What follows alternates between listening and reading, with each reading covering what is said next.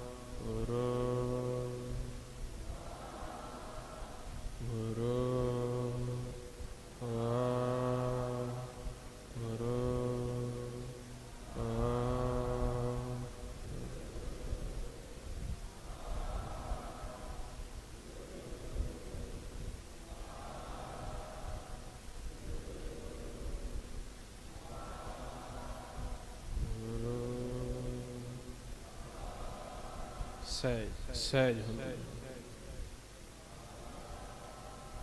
ਗੁਰੂ ਵਾਹਿਗੁਰੂ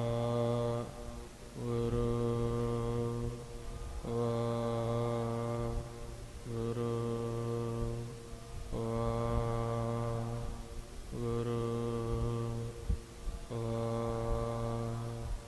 ਵਾਹਿਗੁਰੂ ਵਾਹਿਗੁਰੂ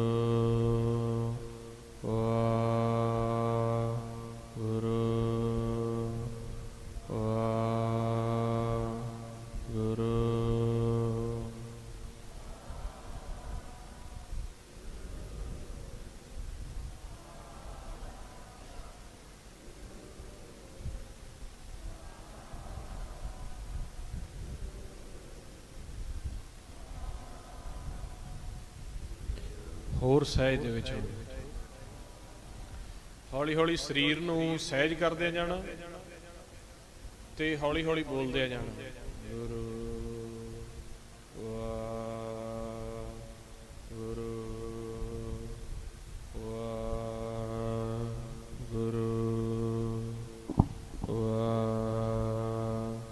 ਵਾਹਿਗੁਰੂ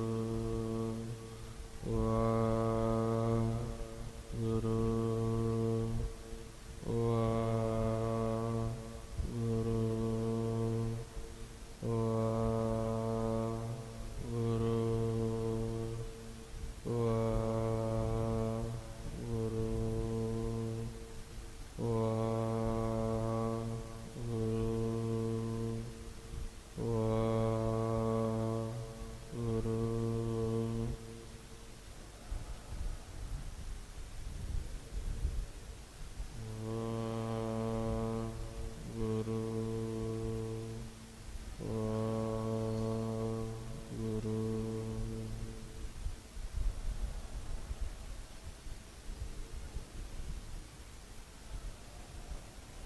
ਅੰਤਰਗਤ ਹੁੰਦੇ ਜੋ ਵਾਹਿਗੁਰੂ ਜੀ। ਹੌਲੀ ਹੌਲੀ ਹੌਲੀ ਹੌਲੀ ਮੁੱਖੋਂ ਬੋਲਦਿਆਂ ਬੋਲਦਿਆਂ ਆਵਾਜ਼ ਨੂੰ ਅੰਤਰਗਤ ਕਰਦੇ ਜੋ।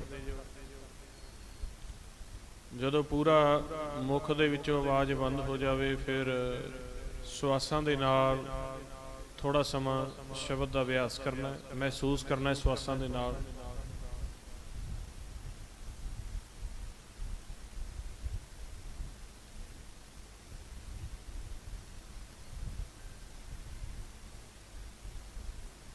ਆ ਭਾਈ ਜਿਸ ਦਾ ਫੋਨ ਵੱਜਦਾ ਆਪਦਾ ਬੰਦ ਕਰ ਲਵੇ।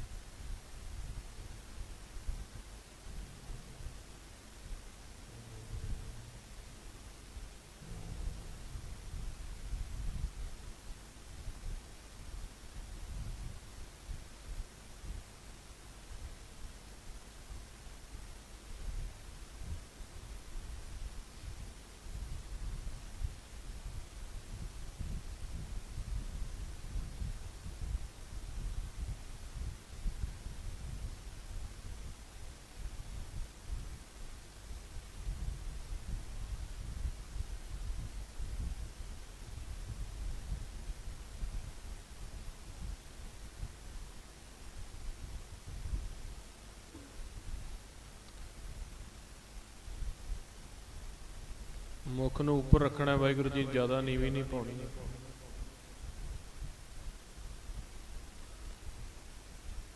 ਸਵਾਸਾਂ ਦੁਆਰਾ ਜਾਪ ਕਰਦੇ ਕਰਦੇ ਧਿਆਨ ਸਾਹਮਣੇ ਰੱਖਣਾ ਜੀ। ਜਦੋਂ ਜਾਪ ਕਰਦੇ ਹਾਂ ਪੂਰਨ ਸਹਿਜ ਬਣ ਜਾਵੇ, ਬਸ ਸਵਾਸਾਂ ਵਾਲਾ ਜਾਪ ਵੀ ਬੰਦ ਕਰ ਦੇਣਾ। ਧਿਆਨ ਨੇਤਰਾਂ ਦੇ ਸਾਹਮਣੇ ਜੋ ਕਾਲਾ ਹਨੇਰਾ ਸੁੰਨ ਖਾਲੀ ਹੈ, ਬੜੇ ਪਿਆਰ ਨਾਲ ਅੱਖਾਂ ਨੂੰ ਰਿਲੈਕਸ ਕਰਕੇ, ਸਰੀਰ ਨੂੰ ਰਿਲੈਕਸ ਕਰਕੇ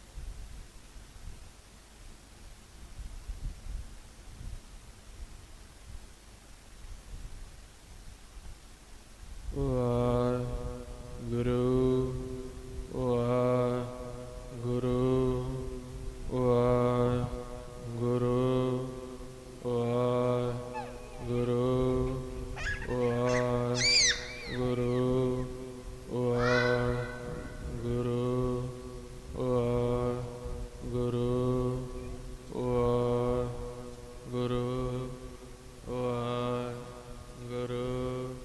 ਵਾਹਿਗੁਰੂ ਵਾਹਿਗੁਰੂ ਵਾਹਿਗੁਰੂ ਵਾਹਿਗੁਰੂ ਵਾਹਿਗੁਰੂ। ਬੋਲੋ ਸਾਰੇ ਪਿਆਰ ਨਾਲ ਬੋਲੋ ਵਾਹਿਗੁਰੂ ਜੀ। ਵਾਹਿਗੁਰੂ ਵਾਹਿਗੁਰੂ ਵਾਹਿਗੁਰੂ ਵਾਹਿ। ਅੱਖਾਂ ਬੰਦ ਰੱਖੋ ਵਾਹਿਗੁਰੂ ਜੀ, ਨੇਤਰ ਬਾਹਰ ਨਹੀਂ ਖੋਲਣੇ। ਗੁਰੂ ਵਾਹਿਗੁਰੂ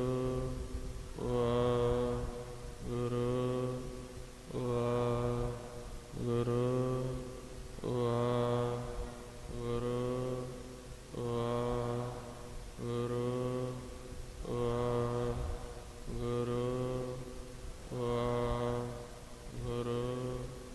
ਵਾਹਿਗੁਰੂ ਵਾਹਿਗੁਰੂ।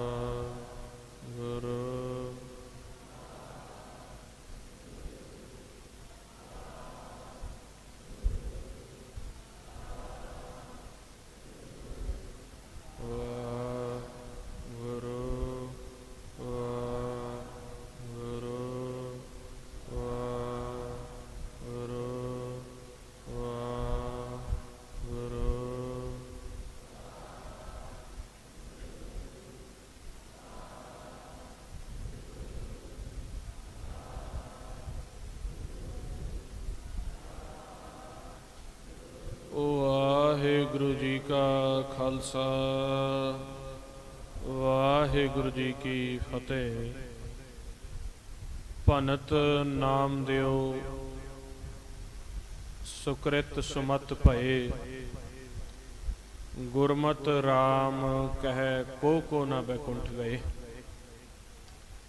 ਇਸੇ ਤਰ੍ਹਾਂ ਜਦੋਂ ਆਪਾਂ ਗੁਰੂ ਦੀ ਮੱਤ ਦੇ ਮੁਤਾਬਕ ਸ਼ਬਦ ਦਾ ਅਭਿਆਸ ਕਰਾਂਗੇ, ਗੁਰਮਤਿ ਰਾਮ ਕਹਿ ਕੋ ਨਾ ਬੈਕੁੰਠ ਗਏ, ਤੇ ਫਿਰ ਬੈਕੁੰਠ ਜਾਏਗਾ ਸਾਡਾ ਮਨ। ਇਹ ਤਰੀਕਾ ਗੁਰੂ ਪਿਆਰਿਓ ਇੱਕ ਸਮਝਣ ਦੀ ਲੋੜ ਹੈ ਵੀ ਜਿਹੜੇ ਵਿਚਾਰ ਆਉਂਦੇ ਨੇ ਉਹ ਸਾਡੇ ਧਿਆਨ ਨੂੰ ਆਉਂਦੇ ਆ, ਸਾਡੇ ਮਨ ਸੁਰਤ ਨੂੰ ਆਉਂਦੇ ਨੇ। ਸਾਡੇ ਵਿਚਾਰ ਸੁਰਤ ਸੂਖਮ ਹੈ, ਧਿਆਨ ਸੂਖਮ ਹੈ, ਤੇ ਧਿਆਨ ਨੂੰ ਰੋਕਣ ਦੇ ਲਈ ਆਪਾਂ ਨੂੰ ਇਹ ਤਰੀਕਾ ਅਪਣਾਉਣਾ ਪੈਣਾ। ਪਹਿਲੋਂ ਆਪਾਂ ਗੁਰਮੰਤਰ ਦਾ ਅਭਿਆਸ ਜਿਵੇਂ ਕੀਤਾ, ਉੱਚੀ ਬੋਲ ਕੇ ਆਪ ਦੀ ਆਵਾਜ਼ ਨੂੰ ਆਧਾਰ ਬਣਾ ਲਿਆ। ਆਪ ਦੀ ਆਵਾਜ਼ ਦੇ ਧਿਆਨ ਦੇ ਵਿੱਚ ਆਪਾਂ ਆਪ ਦੇ ਮਨ ਨੂੰ ਰੋਕ ਲਿਆ। ਆਪਣੀ ਆਵਾਜ਼ ਉੱਚੀ ਹੋਈ, ਵਾਹਿਗੁਰੂ ਵਾਹਿਗੁਰੂ, ਉਹਦੇ ਵਿੱਚ ਆਪਾਂ ਧਿਆਨ ਰੋਕ ਲਿਆ। ਜਦੋਂ ਫਿਰ ਸ਼ਬਦ ਦੀ ਆਵਾਜ਼ ਦੇ ਵਿੱਚ ਆਪਾਂ ਧਿਆਨ ਰੋਕਿਆ, ਸ਼ਬਦ ਸਾਡੀ ਧਿਆਨ ਨੂੰ, ਸਾਡੀ ਸੁਰਤ ਨੂੰ ਨਿਰਮਲ ਕਰ ਦਿੰਦਾ ਹੈ, ਧੋ ਦਿੰਦਾ ਹੈ। ਸ਼ਬਦ ਦਾ ਆਪਾਂ ਜਦੋਂ ਜਾਪ ਕਰਾਂਗੇ, ਸ਼ਬਦ ਸਾਡੀ ਸੁਰਤ ਨੂੰ, ਇਕਾਗਰਤਾ ਨੂੰ ਬਣਾਏਗਾ ਹੀ ਨਹੀਂ, ਉਹਨੂੰ ਧੋ ਵੀ ਦਿੰਦਾ ਹੈ। ਭਰੀਏ ਮਤ ਪਾਪਾਂ ਕੇ ਸੰਗ, ਉਹ ਧੋਪੈ ਨਾਵੇਂ ਕੇ ਨਾਮ ਦੀ ਰੰਗਤ ਚੜ੍ਹਦੀ। ਪਹਿਲੀ ਸਟੇਜ ਤੇ ਮਨ ਨਹੀਂ ਰੁਕਿਆ, ਪਰ ਜਦੋਂ ਸ਼ੁਰੂ 'ਚ ਉੱਚੀ ਅਭਿਆਸ ਕੀਤਾ, ਇਹ ਸਮਝ ਲੈਣਾ ਸਾਰਿਆਂ ਨੇ ਜਿਹੜਾ ਨਹੀਂ ਤਰੀਕਾ ਸਾਨੂੰ ਜਪਣ ਦਾ ਆਉਂਦਾ। ਉੱਚੀ ਅਭਿਆਸ ਬੈਖਰੀ ਆਵਾਜ਼ ਦੇ ਵਿੱਚ ਅਭਿਆਸ ਕਰਨ ਤੇ ਸਾਡਾ ਮਨ ਰੁਕ ਗਿਆ। ਰੁਕਣ ਦੇ ਨਾਲ ਉਹ ਇਸ਼ਨਾਨ ਹੋ ਗਿਆ, ਉਹਦਾ ਜਿਹੜਾ ਆਨੰਦ ਆਉਂਦਾ ਉਹ ਇਸ਼ਨਾਨ ਹੋ ਗਿਆ। ਜਦੋਂ ਸੁਰਤੀ ਨੂੰ ਰੋਕ ਕੇ ਸ਼ਬਦ ਨੇ ਆਨੰਦ ਦੇ ਦਿੱਤਾ, ਫਿਰ ਜਦੋਂ ਆਵਾਜ਼ ਹੌਲੀ ਜਾਏਗੀ ਤਾਂ ਮਨ ਬਾਹਰ ਨਹੀਂ ਭੱਜੇਗਾ, ਕਿਉਂਕਿ ਉਹ ਸਾਫ਼ ਹੋ ਗਿਆ। ਗੰਦਲਾ ਹੋਇਆ ਮਨ, ਮੈਲਾ ਹੋਇਆ ਮਨ ਵਾਰ-ਵਾਰ ਭੱਜਦਾ ਹੈ, ਪਰ ਜਦੋਂ ਆਪਾਂ ਆਪਦੀ ਆਵਾਜ਼ ਨੂੰ ਸੁਣੀ ਗਏ, ਧਿਆਨ ਉਧਰ ਰੱਖ ਲਿਆ, ਉਹ ਸਾਡੀ ਸੁਰਤੀ ਸਾਫ਼ ਹੋ ਗਈ। ਹੁਣ ਮਨ ਭੱਜਦਾ ਨਹੀਂ, ਨਿਰਮਲ ਹੋ ਗਿਆ।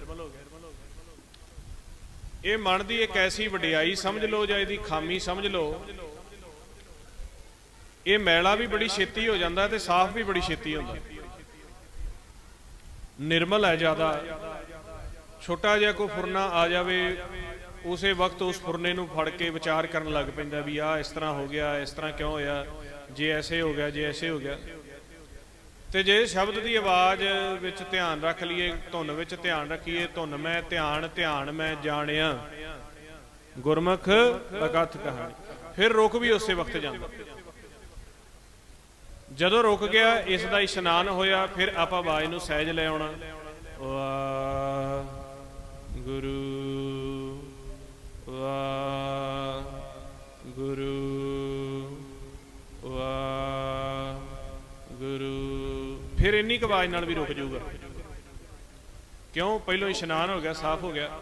ਫਿਰ ਆਵਾਜ਼ ਸਹਿਜ ਕਰਦਿਆਂ ਕਰਦਿਆਂ ਹੋਰ ਆਨੰਦ ਵਿੱਚ, ਫਿਰ ਹੋਰ ਆਨੰਦ ਵਿੱਚ। ਫਿਰ ਬਿਲਕੁਲ ਮੁੱਖ ਦੇ ਦੋ ਅਵਸਥਾ ਹੁੰਦੀਆਂ ਨੇ। ਤੁਸੀਂ ਸਿਮਰਨ ਦੇ ਵਿੱਚ ਮੁੱਖ ਕਿੱਧਰ ਨੂੰ ਕੀਤਾ ਹੋਇਆ, ਇਹ ਬੜਾ ਇੱਕ ਮਾਇਨੇ ਰੱਖਦਾ ਹੈ।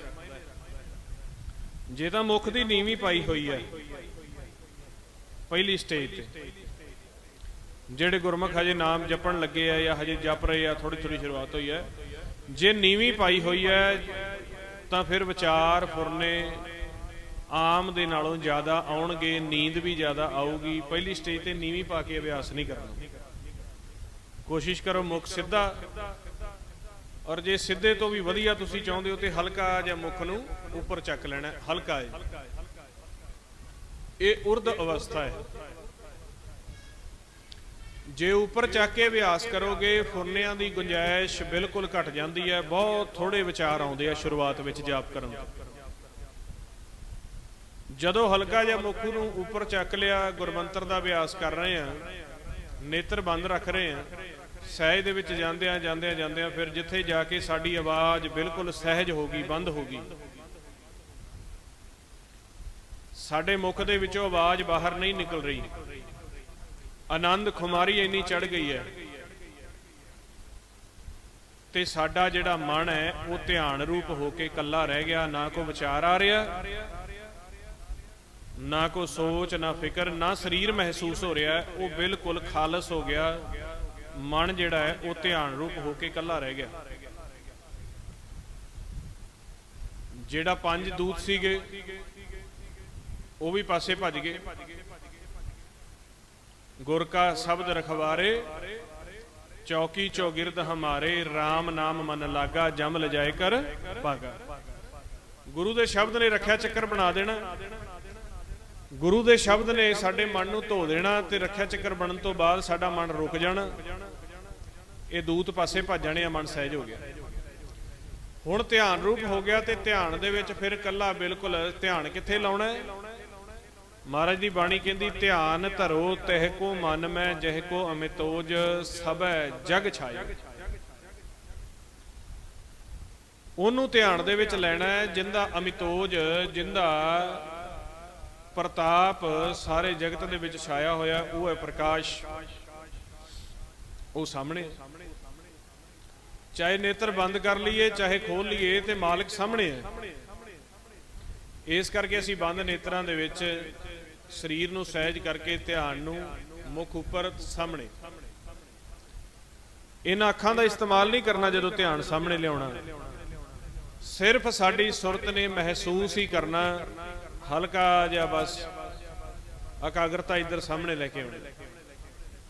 ਮੱਥੇ ਤੇ ਧਿਆਨ ਨਹੀਂ ਲਾਉਣਾ, ਸਿਰ 'ਚ ਧਿਆਨ ਨਹੀਂ ਲਾਉਣਾ, ਕਿਸੇ ਵੀ ਪੁਆਇੰਟ ਤੇ ਧਿਆਨ ਨਹੀਂ ਲਾਉਣਾ, ਸਿਰਫ ਸਾਹਮਣੇ ਖਾਲੀ 'ਚ। ਉੱਥੇ ਫਿਰ ਮਹਾਰਾਜ ਨੇ ਕਹਿ ਦਿੱਤਾ, ਸੁਨ ਸਮਾਧ। ਇਹ ਸੁਨ ਸਮਾਧ ਹੈ। ਸਿਮਰਨ ਕਰਕੇ ਵਿਚਾਰ ਖਤਮ ਹੋ ਗਏ, ਫੁਰਨੇ ਖਤਮ ਹੋ ਗਏ, ਮਨ ਸਹਿਜ 'ਚ ਚਲਿਆ ਗਿਆ, ਸੁਨ ਰਹਿ ਗਈ ਬਿਲਕੁਲ। ਸੁਨ ਕੀ ਹੈ? ਅੱਗੇ ਨਾ ਕੁਛ ਦਿਖ ਰਿਹਾ, ਨਾ ਮਹਿਸੂਸ ਹੋ ਰਿਹਾ, ਬਿਲਕੁਲ ਸੁਨ ਸਮਾਧ। ਉੱਥੇ ਅਵਸਥਾ ਕੀ ਬਣਦੀ ਹੈ? ਅਨਹਤ ਤਹਿ ਨਾਦ। ਉੱਥੋਂ ਅਨਹਤ ਨਾਦ ਸ਼ੁਰੂ ਹੋਏਗਾ, ਆਵਾਜ਼ ਸ਼ੁਰੂ ਹੋਏਗੀ, ਸਾਡੇ ਅੰਦਰਲੇ ਮਨ ਦੇ ਕੰਨ ਸੁਣਨਗੇ, ਕਹਿਣ ਨਾ ਜਾਈ ਅਚਰ ਵਿਸਮਾਦ। ਉੱਥੇ ਵਿਸਮਾਦ ਸ਼ੁਰੂ ਹੁੰਦਾ। ਹੁਣ ਜੇ ਗੁਰਬਾਣੀ ਗੁਰੂ ਨੂੰ ਪੜ੍ਹ ਕੇ ਆਪਾਂ ਐ ਪ੍ਰੈਕਟੀਕਲ ਕਰ ਲਿਆ, ਫਿਰ ਤਾਂ ਗੁਰੂ ਨਾਨਕ ਦੇਵ ਦੀ ਜੋ ਮਨਸ਼ਾ ਸੀ ਉਹ ਸਫਲ ਹੋ ਗਈ। ਵੀ ਬੱਚਿਆਂ ਨੇ ਪੜ੍ਹਿਆ ਨਹੀਂ, ਉਹਦੇ ਮੁਤਾਬਕ ਚੱਲੇ ਵੀ। ਜੇ ਪੜ੍ਹ ਕੇ ਛੱਡ ਦਿੱਤਾ ਫਿਰ ਅਧੂਰੇ ਰਹਿ ਗਏ। ਜਿੰਨੀ ਸੁਣ ਕੇ ਮੰਨਿਆ ਤਿੰਨਾ ਨਿਜ ਘਰ ਵਾਸ। ਜਿਨ੍ਹਾਂ ਨੇ ਸੁਣ ਕੇ ਮੰਨਣਗੇ ਉਹ ਨਿਜ ਘਰ ਦੇ ਵਿੱਚ ਵਾਸ ਕਰਨਗੇ। ਤੇ ਕਰਨ ਵੀ ਆਪਾਂ ਸੰਸਾਰ 'ਚ ਇਹੀ ਕੁਛ ਆਏ ਆ। ਜਾ ਕੋ ਆਏ ਸੋਈ ਬਿਹਾਜੋ, ਹਰ ਗੁਰ ਤੇ ਮਨੈ ਵਸੇਰਾ, ਨਿਜ ਘਰ ਮਹਿਲ ਪਾਵੋ, ਸਹਿਜੇ ਬਹੁਰ ਨਾ ਹੋਈ ਗੋ ਫੇਰਾ। ਹੁਣ ਜਦੋਂ ਆਪਾਂ ਬੈਖਰੀ ਤੋਂ ਮਧਮਾ ਪਸੰਤੀ ਮਨ ਦਾ ਇਸ਼ਨਾਨ ਸ਼ਬਦ ਦੁਆਰਾ ਕਰਵਾ ਕੇ ਲੈ ਗਏ, ਫਿਰ ਸੁਣ ਦੇ ਵਿੱਚ ਬੈਠੇ ਆ, ਪਿਆਰ ਦੇ ਨਾਲ ਉੱਥੇ ਬਸ ਬੈਠਣਾ ਹੀ ਆ। ਜੇ ਕੋਈ ਥੋੜਾ ਮੋਟਾ ਵਿਚਾਰ ਫੁਰਨਾ ਆਉਂਦਾ, ਅੰਤਰਗਤ ਸੁਰਤੀ ਦੁਆਰਾ ਜਾਪ ਕਰ ਸਕਦੇ ਆ, ਆਪਾਂ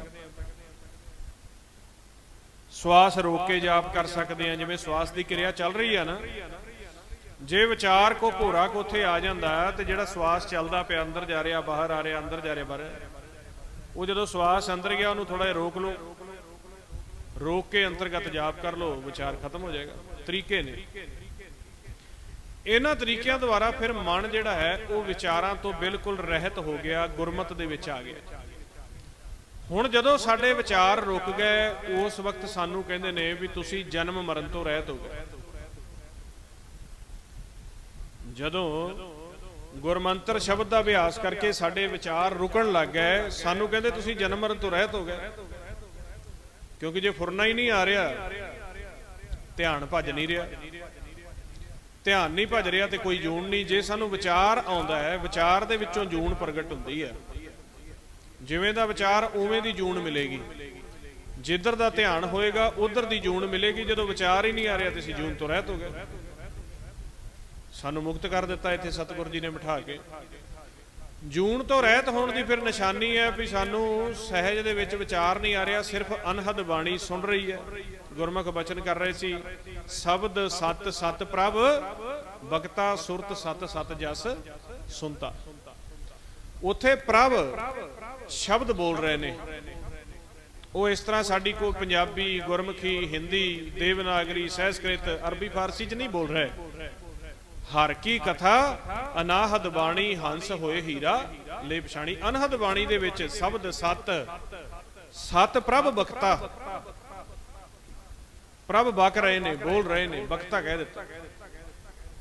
ਤੇ ਸੁਰਤੀ ਕੀ ਕਰਦੀ ਹੈ? ਸੁਰਤ ਸਤ ਸਤ ਜਸ ਸੁਨਤਾ, ਸੁਰਤੀ ਵੀ ਸਤ ਹੋ ਗਈ।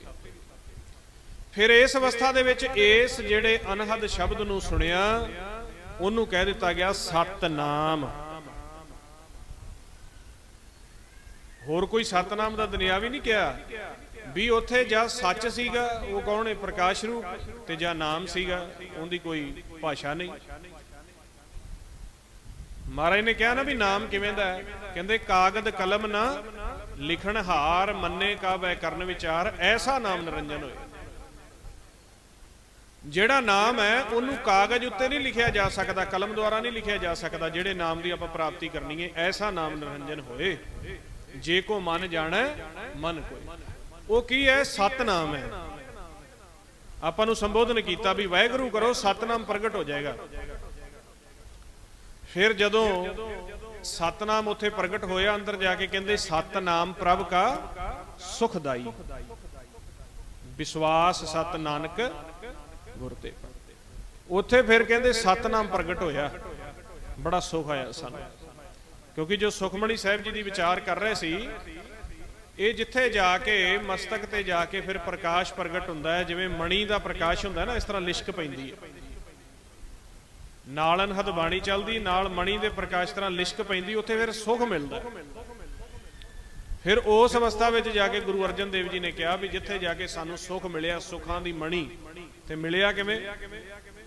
ਉਹ ਸਾਰਾ ਉਹਨਾਂ ਨੇ ਦੱਸ ਦਿੱਤਾ ਸ਼ੁਰੂ ਤੋਂ ਹੀ। ਕਿਹਾ ਵੀ ਜੇ ਤੁਸੀਂ ਵੀ ਸੁਖ ਲੈਣਾ ਚਾਹੁੰਦੇ ਹੋ ਤਾਂ ਸਿਮਰੋ, ਸਿਮਰ ਸਿਮਰ ਸੁਖ ਪਾਓ। ਬਚਨ ਕੀਤਾ ਸਾਨੂੰ, ਹੁਕਮ ਦਿੱਤਾ ਹੈ। ਤੇ ਪਹਿਲੀ ਅਸ਼ਟਪਦੀ ਦੇ ਵਿੱਚ ਸਾਰਾ ਸਿਮਰਨ ਦਾ ਹੀ ਦੱਸ ਦਿੱਤਾ ਹੈ ਵੀ ਕਿਵੇਂ ਕਰਨਾ ਹੈ ਤੇ ਸਿਮਰਨ ਦੇ ਲਾਭ ਕੀ ਨੇ।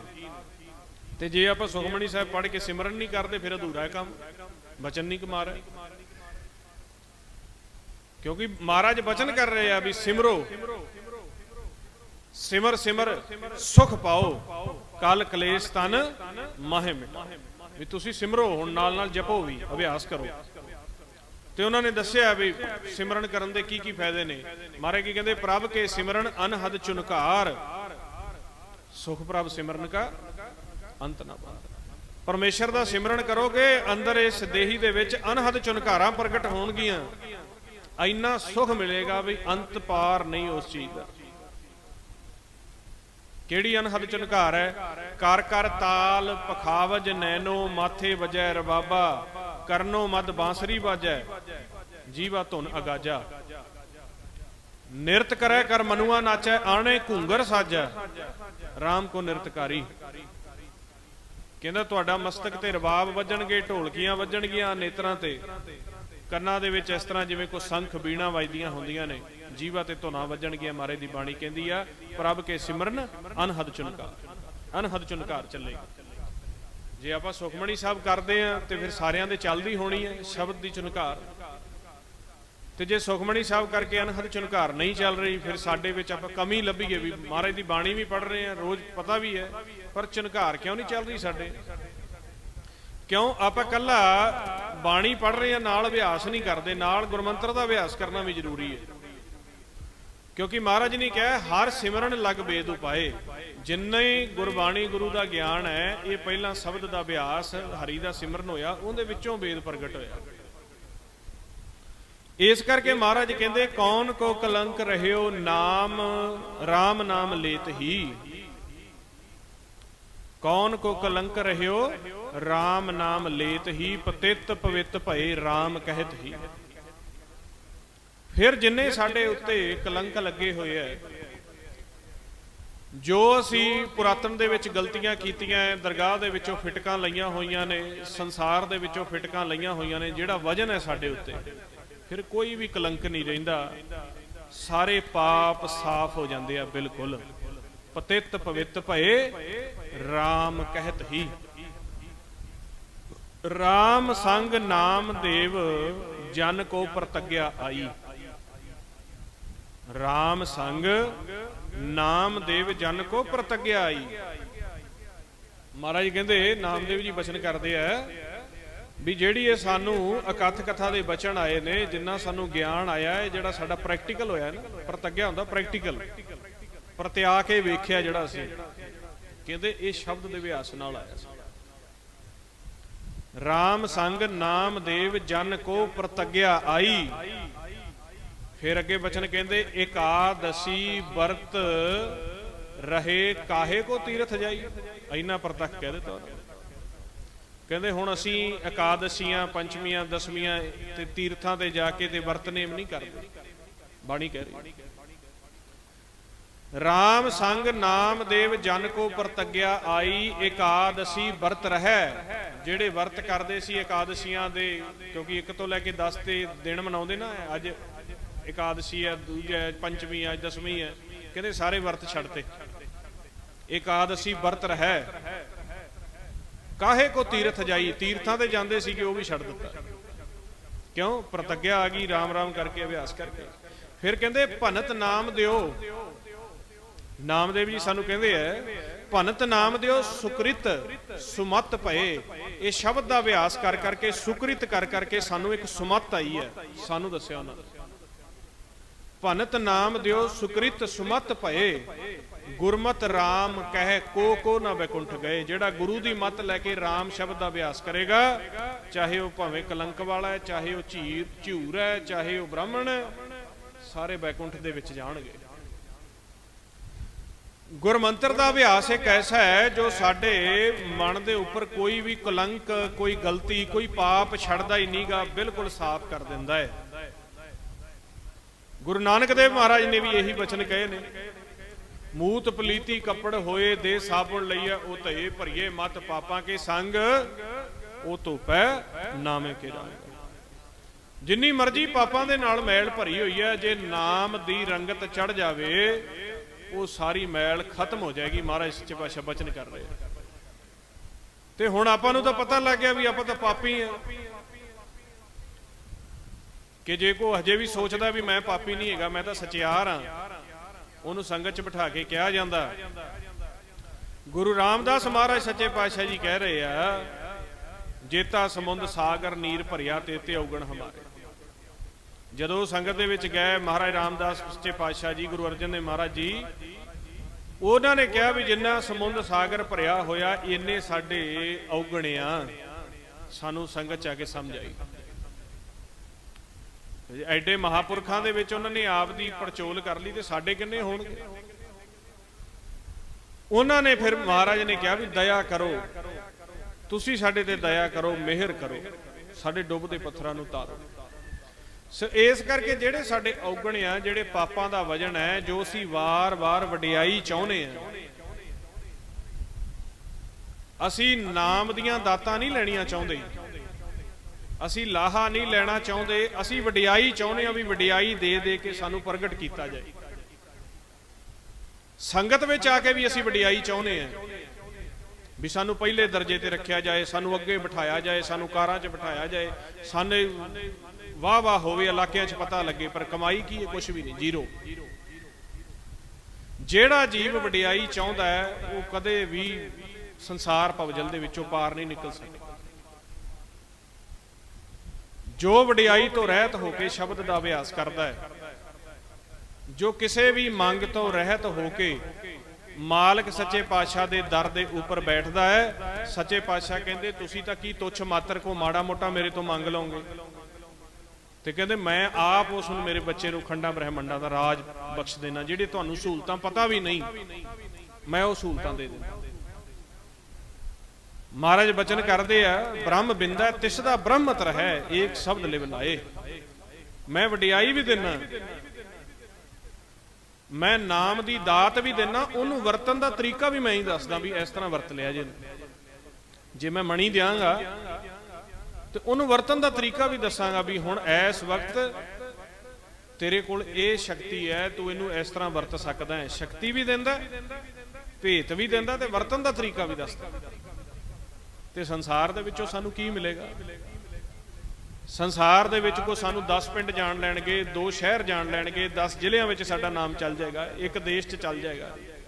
ਮਹਾਰਾਜ ਸੱਚੇ ਪਾਤਸ਼ਾਹ ਜੀ ਕਹਿੰਦੇ ਮੇਰੇ ਨਾਲ ਜਿਹੜਾ ਮੇਰਾ ਬੱਚਾ ਘਰ ਆ ਕੇ ਬੈਠੇਗਾ, ਕਹਿੰਦੇ ਰੇ ਰੇ ਦਰਗਾਹ ਕਹੇ ਨਾ ਕੋ, ਉਹਨੂੰ ਧਰਮਰਾਜ ਵੀ ਖੜਾ ਹੋ ਕੇ ਸਤਿਕਾਰ ਦਿੰਦਾ, ਆਓ ਬੈਠ ਆਦਰ ਸਭ। ਪਰ ਕੋਈ ਸ਼ਬਦ ਦਾ ਅਭਿਆਸ ਕਰੇ ਤਾਂ ਸਹੀ, ਕੋਈ ਸੰਗਤ ਦੇ ਵਿੱਚ ਆ ਕੇ ਮਨ ਨੀਵਾਂ ਕਰਕੇ ਬੈਠੇ ਤਾਂ ਸਹੀ, ਕੋਈ ਮਾਲਕ ਸੱਚੇ ਪਾਤਸ਼ਾਹ ਦੇ ਗੁਰਮੰਤਰ ਨੂੰ ਪੁਕਾਰੇ ਤਾਂ ਸਹੀ। ਜਿਵੇਂ ਕਬੀਰ ਸਾਹਿਬ, ਨਾਮਦੇਵ ਜੀ, ਤਰਲੋਚਨ ਜੀ ਨੇ ਪੁਕਾਰਿਆ, ਆਪ ਦੀ ਸਾਰੀ ਸਿਆਣਪ ਨੂੰ ਛੱਡਿਆ, ਆਪ ਦੀ ਸਾਰੀ ਉਮਰ ਦੀ ਘਾਲਣਾ ਨੂੰ ਛੱਡਿਆ। ਕਬੀਰ ਸਾਹਿਬ ਜੀ ਦੀ ਇਤਿਹਾਸ ਦੱਸਦਾ 118 ਵਰਖ ਉਮਰ ਹੋਈ ਹੈ। ਰਵਿਦਾਸ ਮਹਾਰਾਜ ਦੀ ਇਤਿਹਾਸ ਗਵਾਹੀ ਦਿੰਦਾ 124 ਤੋਂ 130 ਸਾਲ ਦੇ ਵਿੱਚ ਉਮਰ ਹੋਈ ਹੈ, ਤੇ ਪ੍ਰਾਪਤੀ ਹੋਈ ਹੈ 70 ਸਾਲ ਦੀ ਉਮਰ ਦੇ ਵਿੱਚ ਜਾ ਕੇ। ਕਿਉਂ? ਸਿਆਣਪ ਛੱਡਦਿਆਂ ਸਮਾਂ ਲੱਗਦਾ ਹੈ, ਕਿਰਪਾ ਹੁੰਦਿਆਂ ਨਹੀਂ ਸਮਾਂ ਲੱਗਦਾ। ਕਿਰਪਾ ਕਿਉਂ ਨਹੀਂ ਹੁੰਦੀ? ਸਿਆਣਪ ਨਹੀਂ ਛੱਡਦੇ ਆਪਾਂ। ਕਿਰਪਾ ਕਿਉਂ ਨਹੀਂ ਹੁੰਦੀ? ਆਪ ਦੀ ਹਉਮੈ ਨਹੀਂ ਛੱਡਦੇ ਆਪਾਂ। ਕਿਰਪਾ ਕਿਉਂ ਨਹੀਂ ਹੁੰਦੀ? ਆਪ ਦੀਆਂ ਚਲਾਕੀਆਂ ਨਹੀਂ ਛੱਡਦੇ, ਆਪ ਦਾ ਗਿਆਨ ਨਹੀਂ ਛੱਡਦੇ ਆਪਾਂ, ਤਾਂ ਸਾਡੇ ਤੇ ਕਿਰਪਾ ਨਹੀਂ ਹੁੰਦੀ। ਤੇ ਜਦੋਂ ਅਸੀਂ ਆਪ ਦੀ ਸਿਆਣਪ ਛੱਡ ਕੇ, ਆਪ ਦੀ ਹਉਮੈ ਛੱਡ ਕੇ ਮਹਾਰਾਜ ਸੱਚੇ ਪਾਤਸ਼ਾਹ ਨੂੰ ਹਾਜ਼ਰ ਨਾਜ਼ਰ ਮੰਨ ਕੇ ਕਹਿੰਦੇ ਆ, ਮੇਰਾ ਬੈਦ ਗੁਰੂ ਗੋਬਿੰਦਾ, ਹਰ ਹਰ ਨਾਮ ਔਖਦ ਮੁਖ ਦੇਵੈ ਕਾਟੇ ਜਮ ਕੀ ਫੰਦਾ। ਸਾਨੂੰ ਤਾਂ ਨਾ ਗੁਰੂ ਗ੍ਰੰਥ ਸਾਹਿਬ ਤੇ ਭਰੋਸਾ, ਨਾ ਗੁਰਮੁਖਾਂ ਤੇ ਭਰੋਸਾ, ਨਾ ਸਾਧੂਆਂ ਤੇ ਭਰੋਸਾ। ਅਸੀਂ ਤਾਂ ਆਪ ਕਹਿੰਦੇ ਆ ਵੀ ਇਸ ਤਰ੍ਹਾਂ ਚੱਲਣਾ ਚਾਹੀਦਾ। ਇਸੇ ਕਰਕੇ ਸਾਡੇ ਤੇ ਕਿਰਪਾ ਨਹੀਂ ਹੋ ਰਹੀ। ਤੇ ਮਹਾਰਾਜ ਸੱਚੇ ਪਾਤਸ਼ਾਹ ਸਾਨੂੰ ਸਿਆਣਪ ਖਤਮ ਕਰਨ ਦੇ ਲਈ ਕਹਿ ਰਹੇ, ਸਾਨੂੰ ਸੰਗਤ ਦੇ ਵਿੱਚ ਮਨ ਨੀਵਾਂ ਮਤ ਉੱਚੀ ਦਾ ਉਪਦੇਸ਼ ਦੇ ਰਹੇ ਆ। ਜਦੋਂ ਸੰਗਤ ਦੇ ਵਿੱਚ ਅਸੀਂ ਰਲ ਕੇ ਚੱਲਦੇ ਆ, ਉੱਥੇ ਕੋਈ ਖਾਸ ਨਹੀਂ ਹੁੰਦਾ ਭਈ ਇਹ ਖਾਸ ਹੈ, ਇਹ ਦੂਰ ਹੈ। ਉੱਥੇ ਮਹਾਰਾਜ ਕਹਿੰਦੇ ਨੇ, ਗੁਰ ਸਿੱਖਾਂ ਕੀ ਹਰ ਧੂਰ ਦੇ, ਹਮ ਪਾਪੀ ਵੀ ਗਤ। ਉਹ ਸਾਰੇ ਗੁਰਸਿੱਖ ਹੁੰਦੇ ਆ ਸੰਗਤ ਦੇ ਵਿੱਚ। ਹੁਣ ਅਸੀਂ ਸਾਰੇ ਬੈਠੇ ਆ ਇੱਥੇ, ਇਹ ਨਹੀਂ ਵੀ ਹੈਗਾ ਇਹ ਪਟਿਆਲੇ ਤੋਂ ਬੈਠੇ ਆ, ਚੰਡੀਗੜ੍ਹ ਤੋਂ, ਬਠਿੰਡੇ ਤੋਂ ਬੈਠੇ ਆ, ਫਲਾਣੀ, ਇਹ ਇਸ ਤਰ੍ਹਾਂ ਨਹੀਂ ਆਪਾਂ ਬੈਠੇ ਆ। ਇਸ ਸਮੇਂ ਸਾਰੀ ਸੰਗਤ ਗੁਰੂ ਰੂਪ ਹੈ, ਤੇ ਆਪਾਂ ਸਾਰੇ ਗੁਰਸਿੱਖ ਰੂਪ ਹੋ ਕੇ ਬੈਠੇ ਆ, ਤੇ ਆਪਾਂ ਇੱਕ ਦੂਜੇ ਤੋਂ ਲਾਹਾ ਲੈ ਰਹੇ ਆ। ਇਸੇ ਤਰ੍ਹਾਂ ਜਦੋਂ ਆਪਾਂ ਸੰਗਤ ਵਿੱਚ ਵਿਚਰਨਾ ਹੁੰਦਾ, ਜਿਹੜੇ ਉੱਥੇ ਗੁਰਸਿੱਖ ਭਾਈ ਸੱਜਣ ਹੁੰਦੇ ਆ, ਜੋ ਨਾਮ ਜਪਦੇ ਆ, ਜਪਾਉਂਦੇ, ਉਹ ਸਾਡੇ ਭਾਈ ਹੁੰਦੇ ਆ। ਪਰ ਸਾਡੇ ਮਨ ਵਿੱਚ ਕਾਲ ਵਿਚਾਰ ਪਾਉਂਦਾ, ਦਵੈਸ਼ ਅਸੀਂ ਲਿਆਉਂਦੇ ਆ ਇੱਕ ਦੂਜੇ ਦੀ ਪਰਥਿਆਏ। ਜੇ ਨਾਮ ਜਪਣ ਵਾਲਿਆਂ ਦੇ ਪ੍ਰਤੀ ਅਸੀਂ ਦਵੈਸ਼ ਲੈ ਆਏ ਹਾਂ ਤੇ ਅਸੀਂ ਕਦੋਂ ਨਿਕਲੇ? ਹੋ ਸਕਦਾ ਵੀ ਘਰ ਦੇ ਵਿੱਚ ਕੋਈ ਸਾਡੀ ਮੰਨਦਾ ਨਹੀਂ, ਬਾਹਰ ਯਾਰੀ ਦੋਸਤੀ ਵਿੱਚ ਸਾਡੀ ਕੋਈ ਮੰਨਦਾ ਨਹੀਂ, ਮੰਨਿਆ ਬਈ ਉਹਦੇ ਤੋਂ ਅਸੀਂ ਨਫ਼ਰਤ ਕਰਦੇ ਹਾਂ, ਪਰ ਨਾਮ ਜਪਣ ਵਾਲਿਆਂ ਦੇ ਪ੍ਰਤੀ ਦਵੈਸ਼ ਫਿਰ ਨਹੀਂ ਨਿਕਲਦੇ। ਸਾਡੀ ਜਿਹੜੀ ਮੱਤ ਹੈ ਨਾ, ਇਹੀ ਇੱਕ ਡੁੱਬਦਾ ਪੱਥਰ ਬਣ ਜਾਂਦੀ ਹੈ ਜਿਹੜੀ ਸਾਨੂੰ ਡੋਬ ਕੇ ਰੱਖ ਦਿੰਦੀ ਹੈ। ਮਾਲਕ ਹਾਜ਼ਰ ਨਾਜ਼ਰ ਹੈ ਸਾਹਮਣੇ, ਤੇ ਜੇ ਆਪਾਂ ਚਾਹੀਏ ਤੇ ਮਹਾਰਾਜ ਕਹਿੰਦੇ ਨੇ ਨੇਤਰ ਸੰਤੋਖੇ ਏਕ ਲਿਵ ਲਾਏ, ਲਿਵ ਲਾ ਕੇ ਆਪ ਦੇ ਮਨ ਦੇ ਵਿੱਚ ਸੰਤੋਖ ਭਰ ਸਕਦੇ ਹਾਂ। ਲਿਵ ਕਿਵੇਂ ਲਾਉਣੀ ਹੈ? ਚੰਦ ਸੂਰਜ ਦੋ ਇਸ ਜੋਤ ਸਰੂਪ, ਜੋਤੀ ਅੰਤਰ ਬ੍ਰਹਮ ਅਨੂਪ। ਆ ਖੱਬੇ ਨੇਤਰ ਨੂੰ ਚੰਦ ਕਹਿ ਦਿੱਤਾ, ਸੱਜੇ ਨੂੰ ਸੂਰਜ ਕਹਿ ਦਿੱਤਾ। ਇਹਨਾਂ ਨੇਤਰਾਂ ਦੇ ਵਿੱਚੋਂ ਧਿਆਨ ਨਿਕਲ ਰਿਹਾ ਮਨ ਦਾ, ਪਰ ਹੁਣ ਕਿਸੇ ਕਦੇ ਖੱਬੇ ਪਾਸੋਂ ਧਿਆਨ ਜ਼ਿਆਦੇ ਹੁੰਦਾ, ਕਦੇ ਸੱਜੇ ਪਾਸੋਂ ਧਿਆਨ ਜ਼ਿਆਦੇ ਹੁੰਦਾ। ਕਦੇ ਐਸ ਅੱਖ ਚੋਂ ਧਿਆਨ ਵੱਧ ਜਾਂਦਾ, ਕਦੇ ਐਸ ਅੱਖ ਚੋਂ ਧਿਆਨ ਵੱਧਦਾ। ਸ਼ਬਦ ਦਾ ਅਭਿਆਸ ਕਰਕੇ ਇਸ ਧਿਆਨ ਨੂੰ ਸਮ ਕਰਕੇ ਇੱਥੇ ਇਕੱਠਾ ਕਰ ਲਓ। ਇੱਥੇ ਜਿਹੜਾ ਬ੍ਰਹਮ ਪ੍ਰਕਾਸ਼ ਹੈ ਉਹ ਪ੍ਰਗਟ ਹੋ ਜਾਏ। ਸੌਖਾ ਦੱਸ ਦਿੱਤਾ।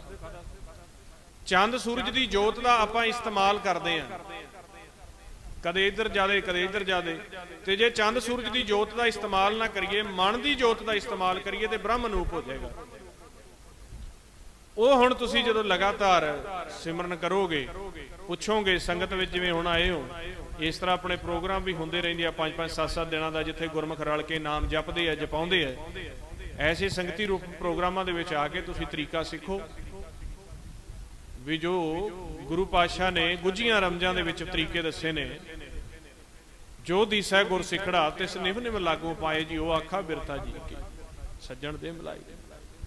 ਮੈਨੂੰ ਦੱਸੋ ਹੁਣ ਇਹ ਤਰੀਕੇ ਆਉਣਗੇ ਜਦੋਂ ਵਾਰ-ਵਾਰ ਤੁਸੀਂ ਸ਼ਬਦ ਦਾ ਅਭਿਆਸ ਕਰੋਗੇ। ਆਓ ਫਿਰ ਆਪਾਂ ਥੋੜਾ ਜਿਹਾ ਸਹਿਜ ਸਹਿਜ ਲੰਬਾ ਸਿਮਰਨ ਕਰੀਏ। ਸਿਮਰਨ ਕਰਕੇ ਫਿਰ ਆਪਾਂ ਅੰਤਰਗਤ ਫਿਰ ਲਿਵ ਜੋੜੀਏ, ਕਿਵੇਂ ਉਹ ਅਨਹਦ ਸ਼ਬਦ ਸਾਡੇ ਅੰਦਰ ਚੱਲਦਾ ਪਿਆ, ਉਹਨੂੰ ਸੁਣਨ ਦਾ ਫਿਰ ਤਰੀਕਾ ਸਿੱਖੀਏ। ਆਓ ਸਾਰੇ ਨੇਤਰ ਬੰਦ ਕਰਕੇ, ਭਉ ਵਿਸ਼ੇ ਵਿਕਾਰਾਂ ਤੋਂ, ਦੁਬਿਧਾ ਤੋਂ, ਆਪ ਦੀ ਜੋ ਮਨ ਦੇ ਵਿੱਚ ਦਵੈਸ਼ ਹੈ ਉਹਦੇ ਤੋਂ ਉੱਪਰ ਉੱਠ ਕੇ ਆਓ ਸਤਿਗੁਰ ਦਾ ਲਾਹਾ। ਆਓ ਕਰੋ ਸ਼ੁਰੂ। ਵਾਹਿਗੁਰੂ ਵਾਹਿਗੁਰੂ ਵਾਹਿਗੁਰੂ ਵਾਹਿਗੁਰੂ। ਨੇਤਰ ਬੰਦ ਰੱਖਣੇ ਸਾਰੇ ਗੁਰਮੁਖਾਂ ਨੇ। ਵਾਹਿਗੁਰੂ ਵਾਹਿਗੁਰੂ ਵਾਹਿਗੁਰੂ ਵਾਹਿਗੁਰੂ ਵਾਹਿਗੁਰੂ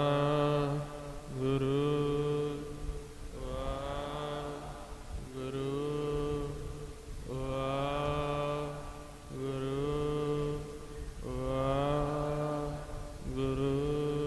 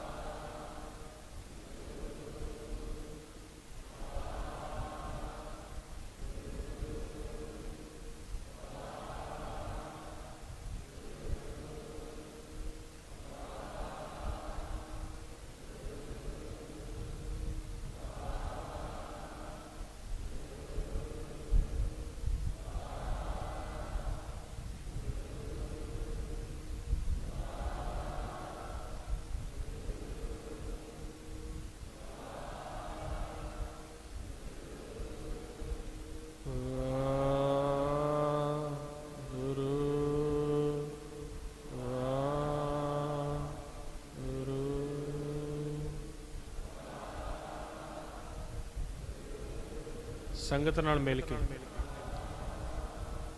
ਗੁਰੂ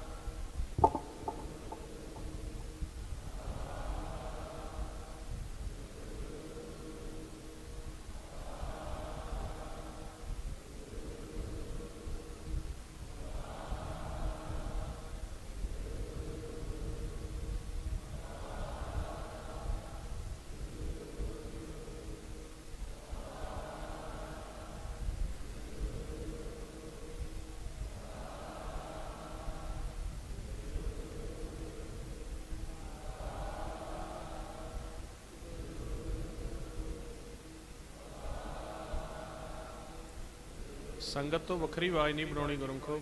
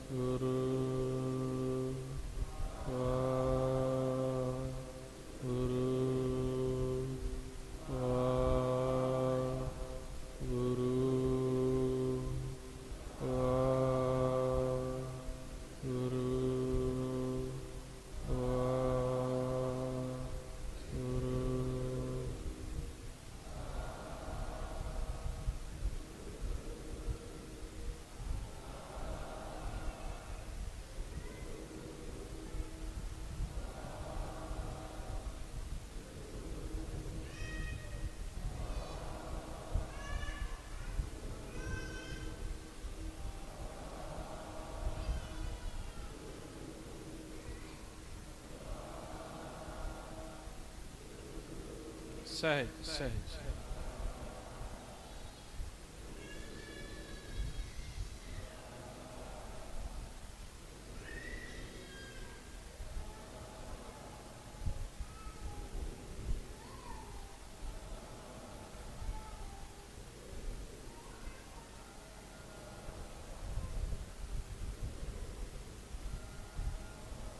ਸਹਿਜ ਸਹਿਜ ਗੁਰੂ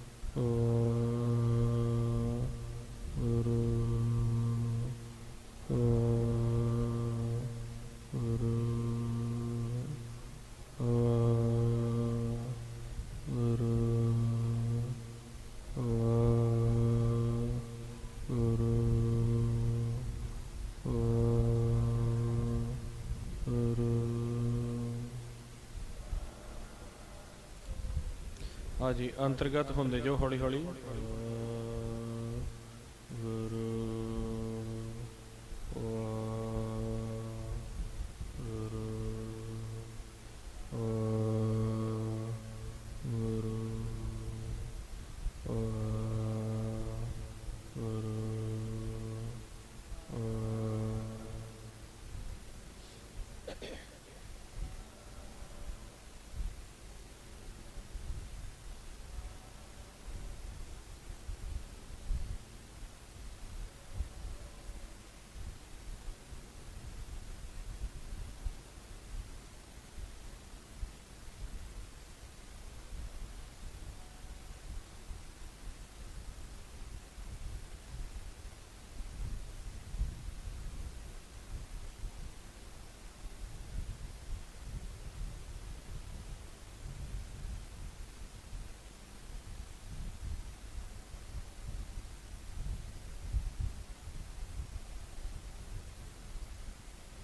हाँ जी, बिल्कुल सहज अंतर्गत